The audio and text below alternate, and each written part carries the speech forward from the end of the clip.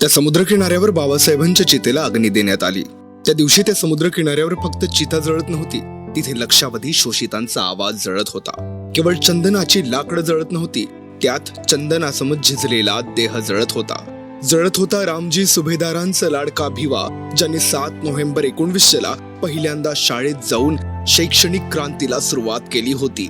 तिथं जळत होता 32 पदव्यांचा पंडित, 9 भाषा जाणणारा भाषा तज्ञ, जळत होता देशाला रुपयाची समस्या सांगणारा महान अर्थतज्ञ, जळत होता बहिष्कृत भारतातला मुकनायक, जो या भारताला प्रबुद्ध करून गेला होता, जळत होता एक धुरंधर राजकारणी, सर्वोत्कृष्ट संसदपटू। जळणाऱ्या चितेच्या अग्निलाटा सांगू लागल्या, इथे छत्रपती शाहू आणि सयाजीराजेंचा लाडका विद्यार्थी जळतो आहे, केम्ब्रिज कोलंबियाचा अभिमान जळतो आहे, हिंदू कोड बिल लिहिणारा सर्वात मोठा फेमिनिस्ट जळतो आहे, देशातल्या मजुरांचा एक स्वतंत्र आवाज जळतो आहे, जगभरातील वंचितांची अस्मिता जळते आहे, 5000 वर्षाचा इतिहास बदलणारा विद्रोह जळतो आहे, शोषित पीडितांसाठी मायेचा पदर आणि हक्काचं आभाळ झालेला क्रांती सूर्य जळतो आहे, संविधान लिहिणारा कायदे पंडित जळतो आहे, या चितेत बाबासाहेब नावाचा हिमालय जळतो आहे।